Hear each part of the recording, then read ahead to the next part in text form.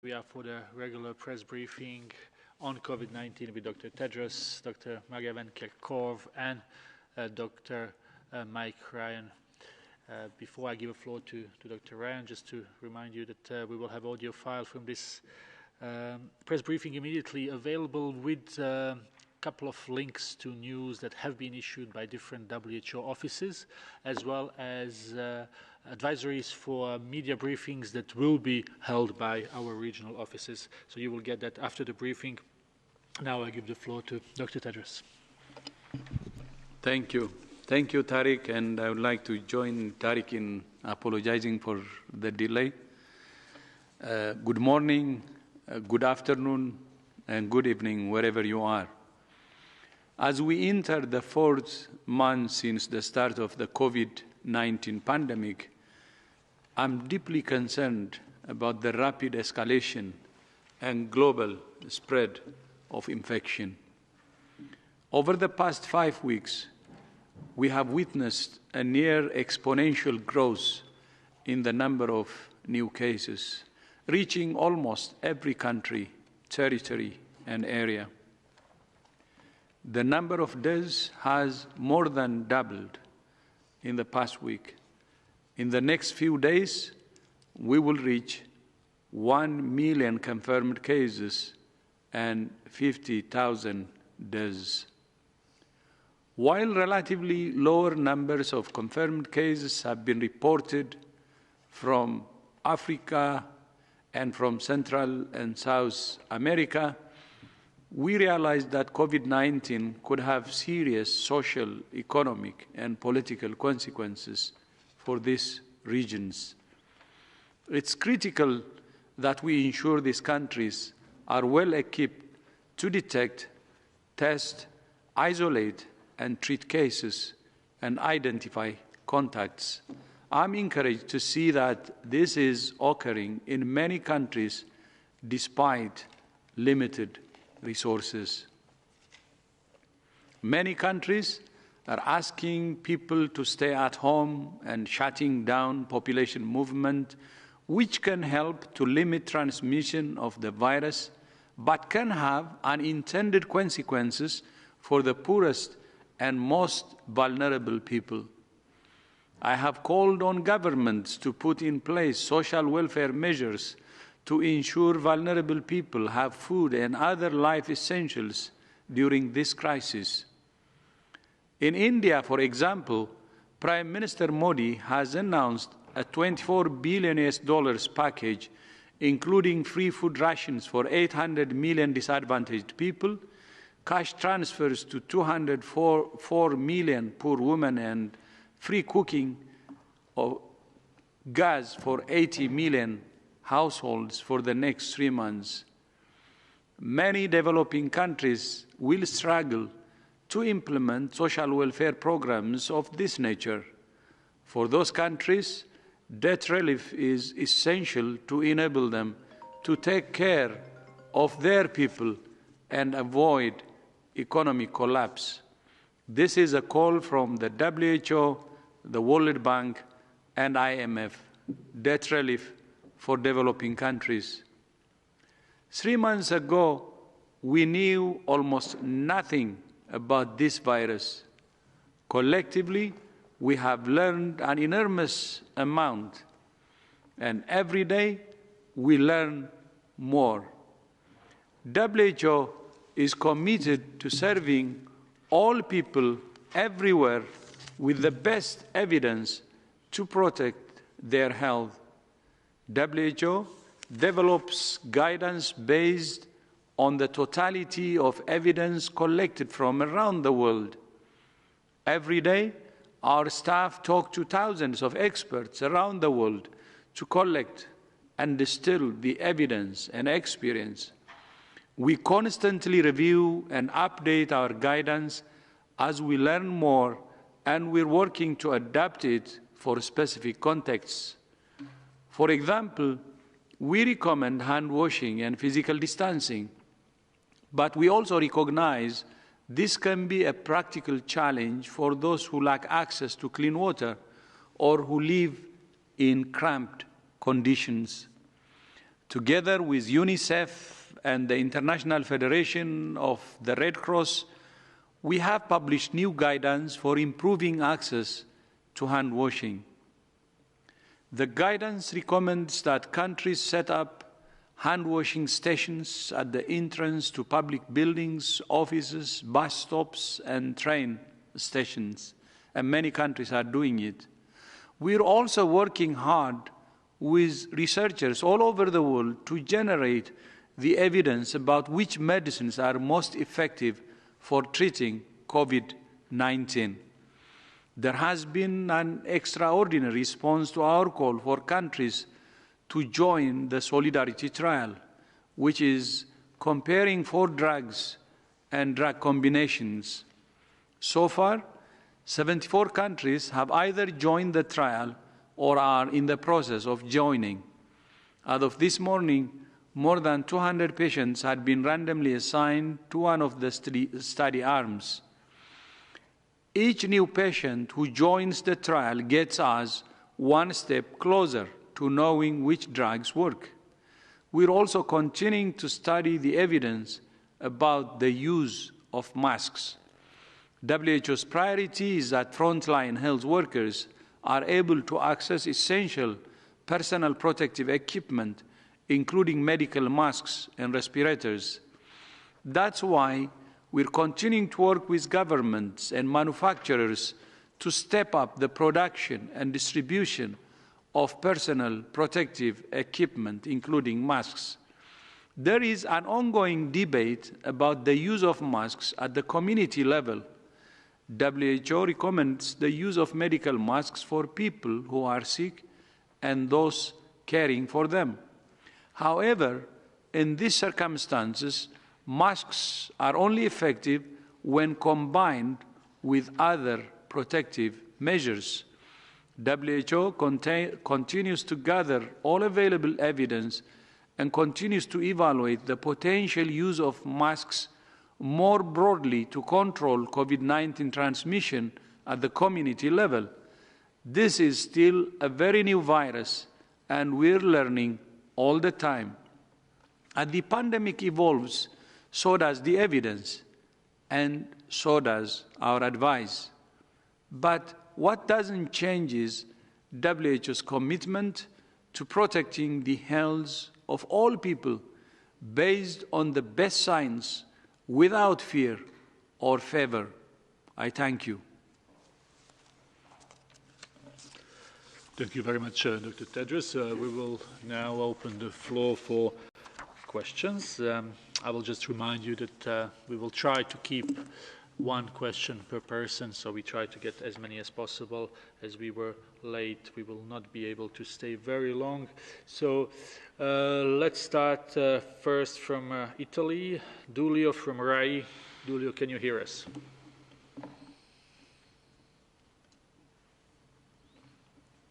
Can we try one more time? For Italy, Giulio, Gianmaria.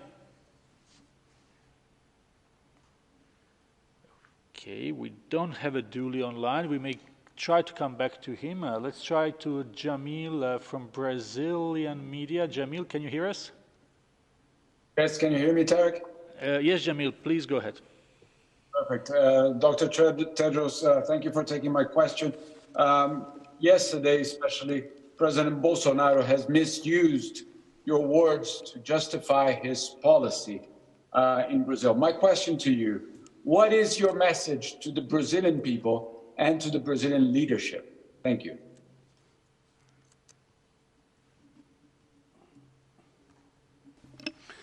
I think the message that WHO is giving to all countries is that we need a comprehensive strategy to respond to this disease. We need, in addition to any measures around lockdown, we need to put in place a comprehensive strategy based on surveillance, on public health intervention, case detection, testing, isolation, quarantine, and strengthening our health systems to absorb the blow, and the blow that many health systems around the world have had to bear over the last number of weeks, which has been a tragedy for all those caught up in it. It's really, really important that all countries take this seriously, get ready, prepare their health system, strengthen their public health architecture, engage their communities, educate communities, and bring communities on board and leave no one behind. And I think this is advice we're giving to all countries, not just Brazil. Thank you very much, Dr. Rand. We will try one more time with Giulio from Italy. He was on mute. Apparently, Giulio, are you available now?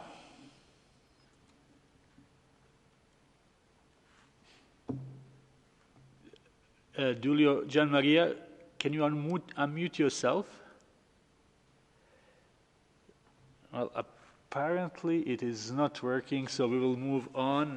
We'll move to Stephanie from Reuters. Stephanie, can you hear me?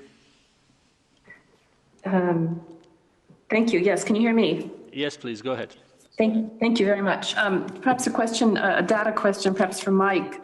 China has now disclosed that it's, the number of asymptomatic cases, and that they're not counting it in their statistics that they are reporting as confirmed cases. I wondered if you could comment for us, please, and put it in some context.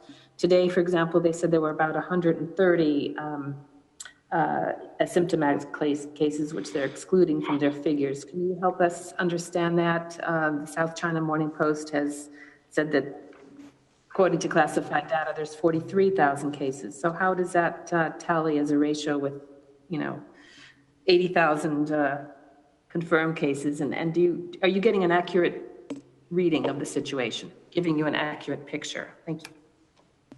Hi, Stephanie. Great to hear your voice again. I'm going to pass to Maria on this because Maria's been tracking this one. Thanks, Stephanie. So with regards to the reporting of cases, our case definitions include laboratory confirmed cases regardless of the development of symptoms, because we know that there are individuals who are followed up through contact tracing, and they're identified very quickly. And some of those individuals who are identified have not yet developed symptoms. And so it's important for us to capture those individuals as part of case detection, as part of surveillance. Because from data that we've seen from China in particular, we know that individuals who are identified, who are listed as asymptomatic, about 75% of those actually go on to develop symptoms. So when we look at our language and we look at what proportion of the reported cases are asymptomatic, it's important to classify those as no symptoms and PCR positive, and then do not go on to develop symptoms. Those individuals who are identified as asymptomatic at the time of reporting and go on to develop symptoms, so 75% of those, are actually pre-symptomatic. They're in that pre-symptomatic phase. And then, of course, most of the people that are identified are symptomatic. And we know that through transmission, the transmission of this virus is driven by people who are asymptomatic. But it is important for us to capture that full spectrum of illness, that full spectrum of detection through surveillance. So again, our case definition includes laboratory confirmed cases regardless of the development of symptoms.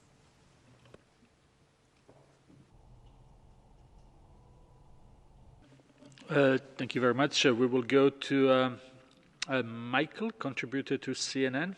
Michael, can you hear us? I can hear you. Can you hear me? Yes, please go ahead. Okay, thank you for taking my call. I'm dialing in from British Columbia today. In around 3 weeks from now, the holy month of Ramadan will commence.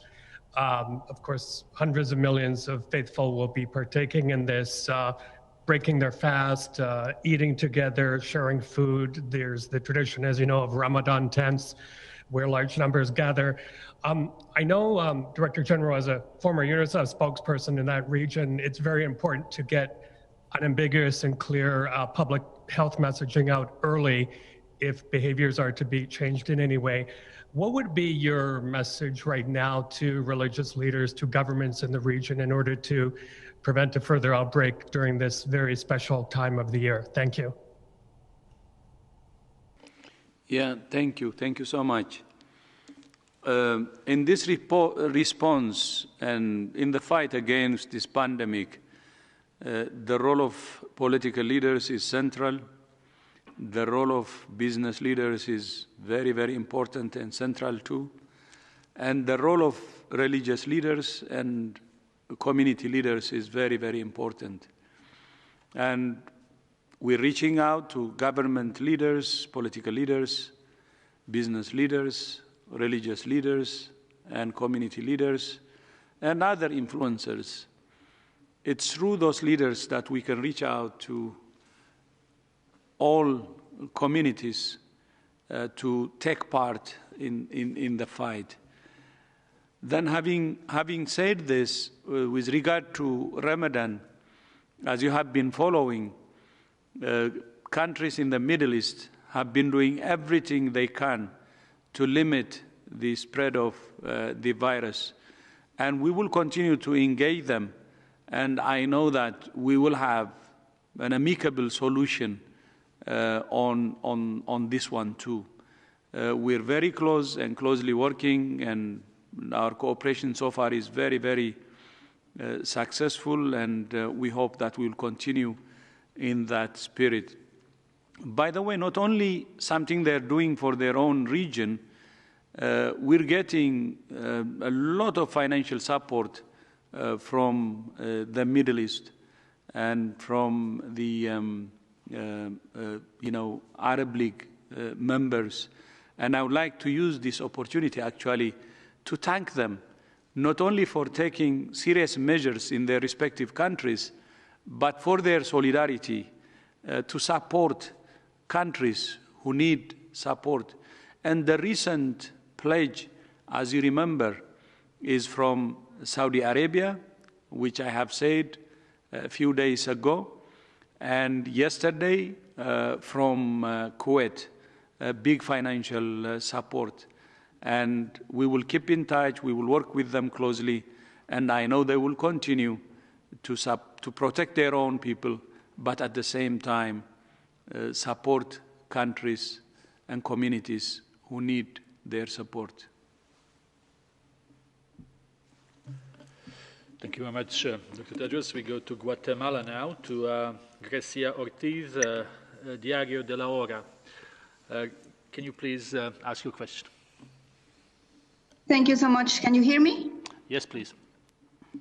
Thank you. How do you see the situation for COVID-19 in Central America, and what are your recommendations for the governments? Thank you very much, Garcia. I think there's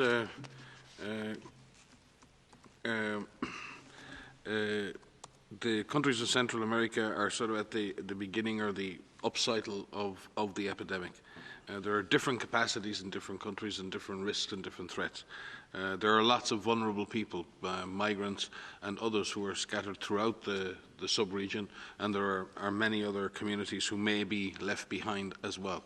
So Central America is dealing with the challenge, its own challenges. Certainly the small island nations of the Caribbean equally have different challenges. So each country has a different combination of economic challenge, social challenge, its vulnerable populations, its public health system, its healthcare system, and how all this is put together.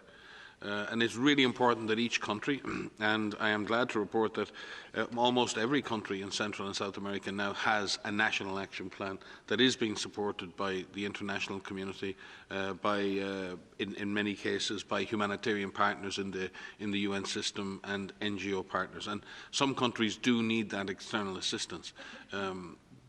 It's also important that countries in the Americas and Central America and the Caribbean and South America are coordinating amongst each other to align their strategies and to align their policies, so we don't see massive differentials in action and pushing people from one side to the other. We have people moving throughout the Americas, and we need to be sensitive to those who have least, and we need to be sensitive to those who are most vulnerable. But it is important that Central America, like all sub-regions, scales up its public health response, scales up its community engagement, scales up its healthcare preparedness, and has, as the Director General has said so many times, an all-of-government approach to this. This is serious.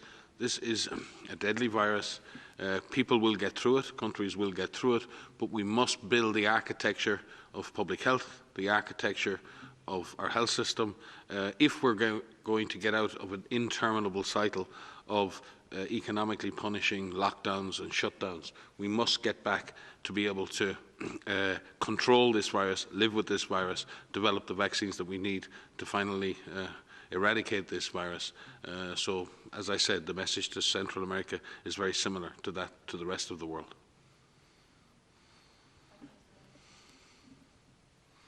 If I could just add, so we have, within our guidance materials, what we've done is we've, in addition to putting out general guidance around infection prevention and control and clinical management, we've put out a series of guidance documents relating to the 4 Cs, these no cases, clusters of cases, community transmission, so that there's specific actions associated with what needs to be done with whatever transmission scenario you're in, but also to prepare for other scenarios that you could eventually be in, and get your systems ready, and just activate those systems now.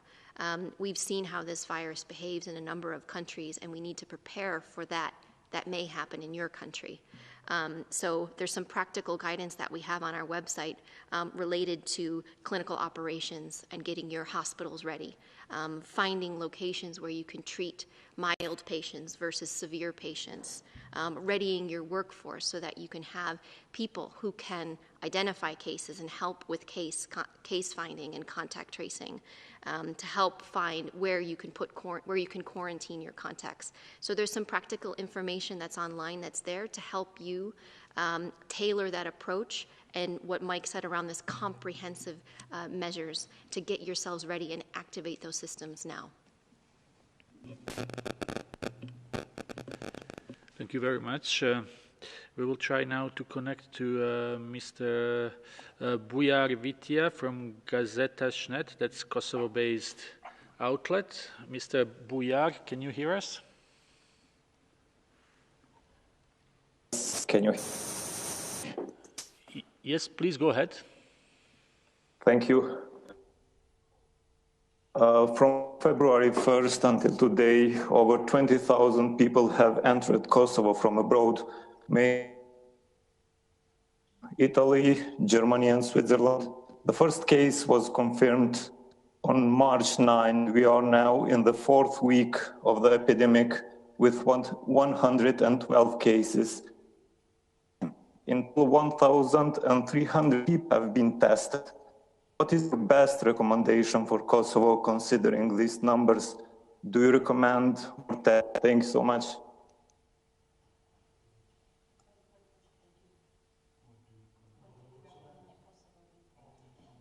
Okay. Kosovo is a country that has obviously emerged from very difficult time. Has had to rebuild its health service, and kefala to everybody in Kosovo. I spent many months in Kosovo helping to stabilize the health system in the aftermath of the great difficulties there. And I know deeply the vulnerabilities and the challenges the health system in Kosovo and the people of Kosovo have faced over the years. And the health system in Kosovo is still vulnerable. It has many excellent professionals within it. It's a hugely committed workforce. But we do need to ensure that we have in place good surveillance. Kosovo has had and built an early warning system that's syndromic. It needs to build on that. Kosovo needs to have an active system of detecting cases. We need to have the testing in place, and we need to invest in building the community's response and having community-based surveillance and strengthening the healthcare system so that you can deal with infected cases. Albania and Kosovo are only across the water from Italy. You are very, very close to some of the most intense epidemics in the world right now, and it is really important that health systems in the Balkans in general, but in Kosovo specifically, need to be rapidly strengthened and be able to cope with this disease as it may accelerate. So again, with my warmest greetings to all my friends in Kosovo. Thank you very much. We have more questions from the Balkans. We may come back to them later. Let's go now to India. Do we have someone from India today? And that's Hi, my name is Ankit Kumar. I represent India today. Yes, Ankit, please go ahead. My question is, is the World Health Organization been tracking the developments in India? How will you comment on the progress made by India in the first week of lockdown, and how do you assess the results so far? Thank you. I think it's a little early to assess the results of the lockdown, but I think we need to step back and assess the results of the response in general. Lockdowns and shutdowns are really should just be part of an overall comprehensive strategy. And what we need to be able to do as societies, and with the leadership of an all-of-government approach, is to be able to implement a consistent policy for a period of time, and then see where that takes us, and then measure and see what we need to do next. We need to be very careful not to knee-jerk. We need to be very careful not to be changing policies every single day, because people on the front line need certainty in their days. Communities need some certainty. So it's really important that we are very consistent in our communication with communities and our frontline workers about what we do. And we need to give clear messages about what we do for the next week or the next 2 weeks. And we need to then be clear when we're going to evaluate the impact of that period of intervention. And then if we have to change, we change, and we communicate that clearly. And then we do it again for another 2 or 3 weeks, and then we see how that works. And then we gather the information, and we consult with our frontline workers, and then if we have to adjust or change. This is about adapt, adjust, implement, measure, do it again. And you just have to keep doing that over and over and over again until you control the disease. I would love to say that there's an easy way to do this. I would love to say that there's a way out of this without that kind of hard work, but there isn't. We have to be comprehensive. We have to measure everything we do. We have to measure at below the national level. And then, if we have to use lockdown, if we have to use shutdowns, we do them as part of an overall comprehensive strategy. I would say India, and as the Director General has said in his speech, has made a really huge attempt to limit the impact of the shutdowns on the people who are most at risk and people who are most vulnerable in India, and that's a great thing to see. We see increase in testing. We're seeing an increase in surveillance, and we're seeing an investment in the healthcare system to be able to deal with more cases. But it is certainly too early for anyone to determine the impact of the shutdown or lockdown measures on disease transmission at this point. Thank you, Mike. I mean, the health issues are very important, as Mike said. I would like to add the other side. As you know, this is the first ever coronavirus pandemic in the world, meaning there are many unknowns. And whether we do shutdowns or take other measures, we have to understand that we're in a learning process. We have to constantly learn from our actions and adjust based on what we learn. But I would like to again underline, this is the first ever coronavirus pandemic, and its behavior is still unknown. And that's why we should always be in a learning mode. The other part is not only the public health measures during shutdown, but it should be the social and economic factors that we should consider. And what India is doing, as I said in my statement, is very, very important. During shutdowns, there will be economic consequences on the country at large, but more importantly, individuals who live on daily subsistence, who give their labor for their daily bread, could be affected the most. And That's why India is taking measures like the $24 billion US package. And not only that, this will cover 800 million individuals as food ration during the difficult times, and cash transfers to 204 million women. And of course, 80 million households will also benefit for the next months from getting free cooking gas. That's the kind of support we said it should be given. So we should not see it from the public health part alone, but see it from the angle of what the consequences of these public health measures will be on the community, and try to support our citizens. And this should be seen during these difficult times, during the lockdowns as so-called, and that's how we can get the best impact, but at the same time cooperation from our communities too, because if we understand and try to help them. But there was another important element I mentioned in my presser today, because it's very important, I'll repeat it. Many countries, many developing countries, cannot really support their society, especially during lockdown, especially on those community members who work for their daily breads.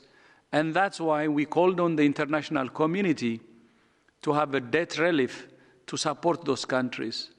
But as you also know, debt relief processes are actually lengthy. But what we're proposing together with the World Bank and IMF is an expedited process to support countries so their economy will not be getting into crisis and their communities will not be really getting into crisis. This is a time when we need solidarity, not only for public health, but also to address the economic and social challenges that many countries are facing as we speak. I will repeat with what I started. This is a pandemic for the first time caused by a coronavirus and whose behavior is not really known, and we have to stand in unison to fight this unknown and dangerous virus.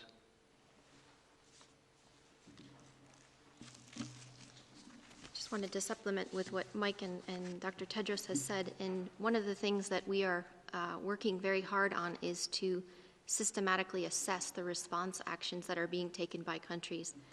As Dr. Tedros has just said, this is the first pandemic of a coronavirus, and it's important for us to critically look at what countries are doing so that we can assess these and see which actions have worked best and which combination of these have worked best. And there's a lot of factors that go into this that relate to this comprehensive approach that we've been talking about. So, for example, what are the testing strategies that countries are using, and what is the % positive that they're seeing in terms of the numbers of tests that they've done? What is their surveillance strategy? How are countries looking for cases? Are they looking at suspect cases and contacts? Are they trying to identify additional cases through existing respiratory disease surveillance systems like their ILI or their SARI surveillance systems? How are the public measures being applied, and when and where? What movement restrictions are put in place, when and where and for how long? How are our governments and leaders communicating with their populations, with their people?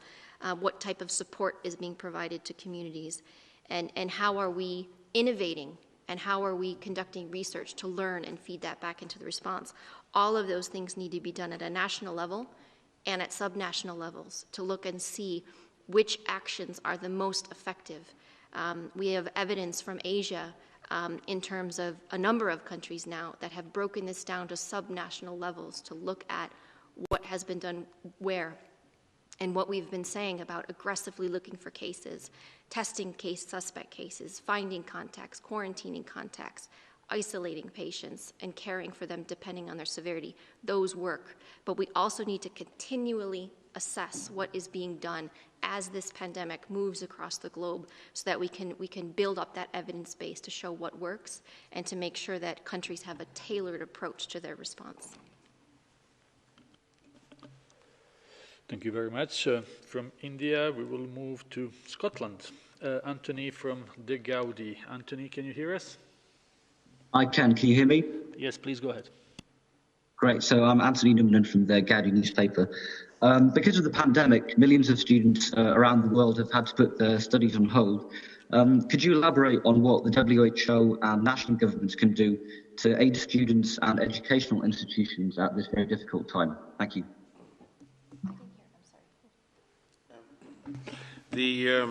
Well, first of all, we thank all the medical, nursing, physiotherapy and other educational institutions around the world who've done such a fine job turning out such wonderful professionals who can come and help on the front line in so many countries. Clearly, we thank them, those institutions and those individuals who are stepping forward to volunteer, but we also have to be sure that those individuals are protected, that they're doing work that they're well trained and qualified to do, they're well supervised, and that they actually can assist and add to the value of the response. So we have a duty of care to them and a duty of care to the patients to ensure that we're given the best possible care and we're using pre-qualified professionals in any part of the medical system are doing work that they're capable of doing and supervised in doing. It's also obviously very important that at some point that these students, particularly the ones who are near final exams, have the opportunity to qualify and get into the system. And I'm sure that national medical, nursing and other educational policies are being adjusted and adapted to see how that can be achieved. And I will pass to Maria if she has any further points on this matter. But we will certainly be happy to work with national governments and with national medical, nursing and other educational institutes to see if we can come up with rational policies to guide the completion of education for many, particularly late-stage students in the medical professions. Thank you very much, Dr. Ryan. We will now go to Russia. Anna Redkina from Russia 24. Anna, can you hear us? Yes, I can hear you. Can you hear me? Yes, please go ahead. Yeah. Hi, thank you very much for taking my question. Here in Russia, we see a sharp rise in the local wholesale and retail prices of ginger. Could you please clarify whether ginger can really help to prevent or treat the new coronavirus, or is it just a myth? I think we have to be careful from what we would consider to be the traditional remedies that people use for making themselves feel better during a common cold or the flu or any illness. We've all had illnesses, and some of us like to take a drink with honey, some like to take ginger, some of us take special herbal teas. Anything that makes one feel better, anything that provides that reassurance, and anything that you believe can help your health that's not dangerous, certainly has a positive impact on your health. But it's a different thing to say that something is effective in treating the disease. At this moment, there is no therapy that has been proven to be effective in the treatment of COVID-19. We've explained, and the DG has explained actually earlier, about the Solidarity trials and many other trials that are testing many, many different compounds around the world, including the ones that are most promising. So I would advise people that if you have your favourite remedy that you use, like honey, like lemon, like ginger, please continue to support yourself through the illness. But please let us avoid making assumptions without evidence that certain things can cure COVID-19. At the moment, there is no proven therapy for COVID-19. Maria? Thank you very much. That was Russia 24. Now we will go to Karen Wolfson From a World Health Alert Crisis, Karen was with us almost every press conference, so we are happy to hear from her now. Karen, please go ahead. Good afternoon, good morning, and good evening. I'd like to ask how can individuals be persuaded that COVID-19 is a real threat and what each person does makes a difference? Some people still don't understand that if they fail to follow the physical distancing rules, they could be infecting other people that may lead to deaths further down the line. Or is it a case that some individuals need to be persuaded that what happens in their community as a whole is really important, and that a greater sense of local community needs to be established in order for them to take on physical distancing? That's my question. So thank you for that question. I think you almost answered the question in your question, in the sense that COVID-19 is a real threat. It is a real threat to everyone on the planet.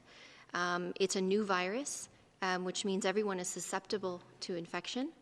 It is a virus that causes disease in people, which range from some individuals will have mild disease, and a large proportion, 15%, will have severe disease, another 5% will have critical disease, and some people will die. So many individuals who will develop severe disease are older, but we have seen in a number of countries that younger people are dying. I'm looking at data from Italy here, and we have individuals in their 30s who are dying. We have individuals in their 40s, in their 50s who are dying. This is a virus that can be very serious in individuals, and so it's a real threat. It not only has public health implications, but it has very strong social and economic implications. And everyone needs to understand that they have a role to play. Every person has a role to play in this pandemic, and a sense of duty to ensure that they take every precaution that they can to protect themselves from getting infected. And we've listed a number of ways in which people can protect themselves through hand hygiene and respiratory etiquette, through physical distancing, by removing opportunities for yourself to get infected. If you can prevent yourself from getting infected, you could prevent onward transmission to someone who may be more vulnerable, who could develop more severe disease and die. And that is a responsibility that you have to yourself, to protect yourself, to protect your family, and to protect your community and your loved ones. And that is something that everybody needs to understand. Every person on the planet has a role to play here, and they need to feel empowered to be able to do something about that, to protect themselves. Thank you very much for that. We have a time really for one or two more questions, so we will go to Nigeria now, to Innocent Eneta from Metro Star newspaper in Nigeria. Innocent, can you hear us? I can hear you. Good evening, sir. Please go ahead, we can hear you. Okay, my question is this. We landed about 500 ventilators in Lagos, in Nigeria particularly, and there's a lockdown in Lagos, Abuja, and Ogun states. Presently, the people in Lagos are feeling the impact of the lockdown within 2 days that they are thinking of protests. What has WHO given to Nigerian government as a guidance to manage this situation on ground, especially now that we have a lockdown in Lagos, Abuja, and Ogun states, knowing we have less ventilators in this country? Thank you. The line wasn't the best, but my understanding that the question is how WHO is helping Nigeria in terms of medical supplies. We've been working very closely with Nigeria since the beginning, and particularly with the Ministry of Health and Nigeria CDC. In fact, the Director General and myself spoke with the Director of Nigeria CDC. Latest was this morning with Chikwe Ike Wezu, and actually we're reviewing our support to Nigeria and what more we could do. We have been supporting lab diagnostics. We have been supporting with the creation of isolation facilities. We have actually been in Nigeria supporting Chikwe and his teams and the Nigerian Ministry of Health for years on Lassa control, on monkeypox control, on cholera control. We don't come to Nigeria. We don't arrive in Africa and on the continent. We are there. We are there every day of every week of every year, working hand in hand with our colleagues at Ministry of Health and our other partners in the UN system. We've been beefing up our support, strengthening our country office, and again supporting on clinical, medical, and on laboratory science. In fact, Nigeria has developed a very strong public health approach in the last number of years, and first country in Africa to establish a full Centre for Disease Control, which has been inaugurated by the government only last year.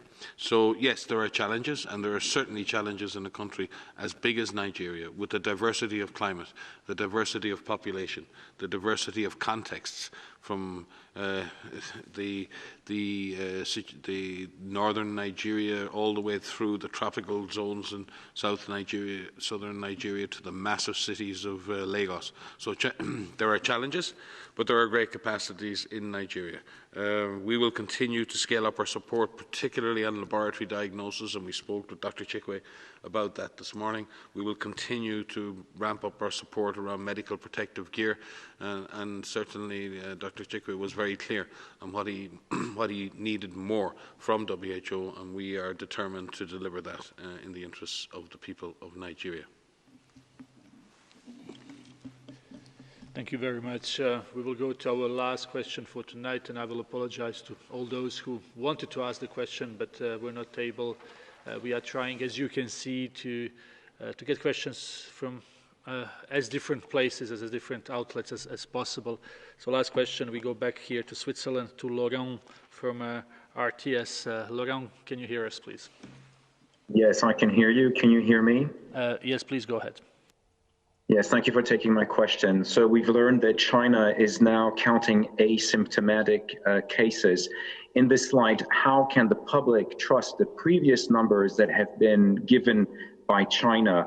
And if the World Health Organization agrees that numbers are important in this fight against the pandemic, what can be done to keep countries like China accountable and transparent, lest there can be some perceptions by the public that the World Health Organization itself is being manipulated or taken for a ride in this crisis? Thank you. I think Maria addressed the issue of asymptomatic infection before, so I hope you were able to listen to that answer. I won't dare to offer to repeat it. You can certainly listen to the transcript. With regard to the issues of transparency and working with countries, we work with all countries, and in fact, if you look at the amount of data that's been put out by many countries, and if you look at the number of peer-reviewed publications that have been made by colleagues from Korea, from Japan, from Singapore, from China, from other parts of China like Hong Kong, there's been a deluge of fantastic, scientifically based, evidence-based publications coming out on a daily basis from colleagues in all of those situations. There have been, I think we had 27, you were saying this morning, Maria, different teleconferences going on today with experts all over the world sharing real-time information with each other, and they all include colleagues from China and colleagues from Asia. So I think we need to be very careful also not to be profiling certain parts of the world as being uncooperative or non-transparent. And we need to look at transparency across the board. We need to look at solidarity across the board. We need to look at contributions across the board. We need to compare apples with apples and oranges with oranges. We need to look at the epidemic in Switzerland as a population-based epidemic and the population and the epidemic in Italy. We need to look at what are countries, and if one country is only sampling cases over a certain age and with certain symptoms, are they being non-transparent, or are they preserving maybe a very precious diagnostic resort and they don't have the capacity to test? So sometimes we attribute lack of transparency to what are natural limitations in a response or natural limitations in the lack of availability of information? Are we saying maybe that the lack of precise information from Italy on the condition of patients is because of lack of transparency, or because we have a system overwhelmed with thousands of patients coming in today, every day, and doctors and nurses struggling just to provide basic care? Are we saying they're lacking in transparency and not sending WHO the data every day? No, we need to look at the context here, and I think we need to show a little bit more balance. We need to be critical, and we will work with every single country to ensure that we're getting the best possible data from them. But at the same time, we need to be balanced in that, and we need to recognise that systems under pressure find it hard to share everything on a minute-to-minute basis. And I hope I'm not being too strident in my response, but frankly, at times, I think we get over-focused on this issue. Just want to add something, that in this era of this new virus, there's so many unknowns, there's so many questions that we have, which have been identified through our research and development meeting that we had in February. But there are a lot of questions that we still have, and all of these teleconferences that we're having, people are sharing their experiences with not only WHO, but sharing their experiences with other countries. And as an evidence-based organization, we rely on that data, we rely on that evidence. And in countries that are overwhelmed right now, they may not be able, as Mike just said, they may not be able to capture that and report that and conduct those studies that need to be done. But other countries that aren't as overwhelmed or that have higher levels of capacity, there's certain research that can be done right now that could answer critical questions around virus shedding, around modes of transmission, around many different things, natural history. And so it's almost like a call to action here in this solidarity that we have for this virus to try to better capture the data and the results from studies where we can, so that it can feed in and it can help other countries that may be overwhelmed at the present time. So we are seeing that. We are seeing countries that are doing studies that are sharing results. And we hope that that will continue. We know that that will continue. And we're very happy to collaborate with a large number of groups regularly through teleconferences and reading those papers. I have to say, it's even hard for us to keep up with the papers, but we have large numbers of teams that are going through those publications, and we thank groups that are sharing their publications, pre-publication materials with us, because it's all reviewed and it's all fed into our evidence. I would like to add to that. I earlier said this is the first ever pandemic caused by a coronavirus. But to that, I will also add, it's a new virus too. So two things here. One, it's a new virus. And second, it's the first ever pandemic by a coronavirus. Two new things, meaning there are many unknowns. And that's why some of the things we didn't know may come today as known, including the asymptomatic cases that you said. So let's accept things with open mind and trust what's coming, but of course at the same time ready to verify too. Maybe I could just give a specific example, because I've been sitting here all afternoon poring over data with Maria, and we were just looking at some of the viral shedding studies that are going on all over the world and the information that's been provided. We have information on viral shedding study in Germany, 1, Singapore, 1, the United States, 1, and China, 4. That's what I was looking at this afternoon. We thank all of those countries for sharing that early data with us on viral shedding, because this is helping us form policies on everything from the use of masks to the length of infection to many of the other risk factors with this disease. We thank all countries who are sharing this preliminary early information with us. But we also understand that some countries are in the middle of the fight of their lives, and they can't necessarily collect this data at this moment in time. And to add to that, actually, we agree with many experts who are saying that there is better global cooperation now than previously, because of the experience we had, some, epidemics and pandemics that wreaked havoc before. So I think we should continue in that direction. Better global cooperation is needed. That's what we're seeing, but it's not enough. We need to continue to really do more in terms of cooperation, but we're at a better stage now in terms of cooperation. Thank you very much. I think this was a very important message to give to the world. We will conclude here. Audio file will be available very soon. Transcript, as always, probably sometimes tomorrow. Tonight we will send you a number of links of the documents produced by our regional or country offices that give some more detail about work the WHO is doing in different parts of the world. There will be also advisories for press conferences of our regional offices, so please have a look at that. I will wish you a very pleasant evening or day to everyone. And in addition to the three of us, on Friday there will be a special guest, a surprise. So see you on Friday. See you on Friday.